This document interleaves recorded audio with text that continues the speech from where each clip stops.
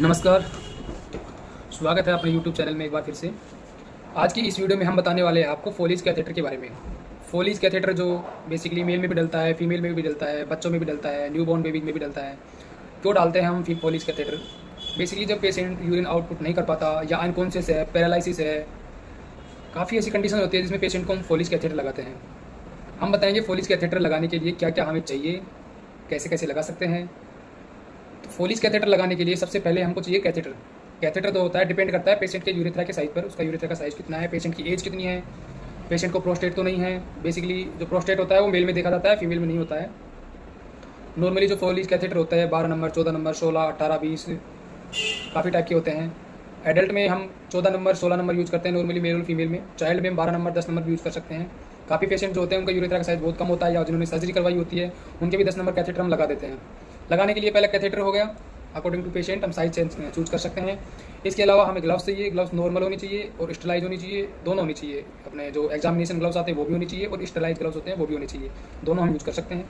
Plus 10 ml की 2 syringe होनी चाहिए, डिस्टिल वाटर होना चाहिए, बिटाडीन होनी चाहिए, गोज पीस होना चाहिए, लॉक्स जेली 2% होनी चाहिए और एक अपने पास यूरो बैग या यूरोमीटर होना चाहिए। ये चीज़ें अपने पास अवेलेबल होनी चाहिए। इसके अलावा काफ़ी जो पेशेंट होते हैं जिनको अपना जो पेनिस होता है उसको टच नहीं कर सकते, चाहे ग्लव पहन रखे हो, उसके लिए हम आर्टरी इस्तेमाल कर सकते हैं। कैथेटर को आर्टरी से पकड़ के फिर हम डाल सकते हैं।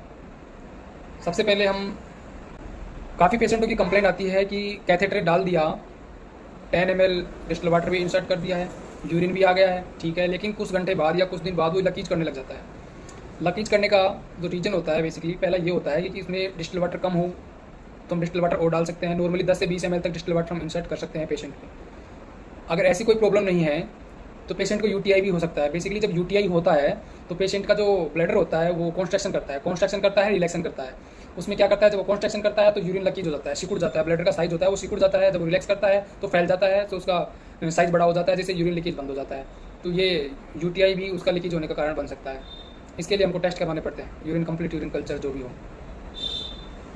इसके अलावा कैथेटर जो होता है 2 प्रकार का होता है, एक लेटेक्स का होता है, एक सिलिकॉन का होता है। लेटेक्स में भी 2 टाइप के होते हैं, एक 2 वे होता है 2 लूमेन का, एक 3 लूमेन का होता है। इसमें 3 होता है। वो बेसिकली हम इरिगेशन के लिए यूज़ करते हैं। जब पेशेंट का इरिगेशन करते हैं, पेशेंट में इरिगेशन मतलब ब्लडर को वॉश करना, ब्लडर को पूरा वॉश करते हैं नॉर्मल सलाइन से, उसके लिए हम इरिगेशन करते हैं, जिसमें 3 लूमेन का कैथेटर यूज़ करते हैं। वो लेटेक्स का होता है। एक 2 वे होता है, वो भी लेटेक्स का होता है। वो बेसिकली हम जब पेशेंट को शॉर्ट टर्म के लिए लगाते हैं, 5 दिन के लिए, 10 दिन के लिए, वो हम यूज़ करते हैं। लेटेक्स का कम यूज़ करते हैं क्योंकि वो पेशेंट को इन्फेक्शन कर देता है। एक सिलिकॉन का होता है, सिलिकॉन को हम 1 मंथ यानी कि 30 से 45 डेज के अंदर चेंज कर सकते हैं, कोई इशू नहीं आता उसमें।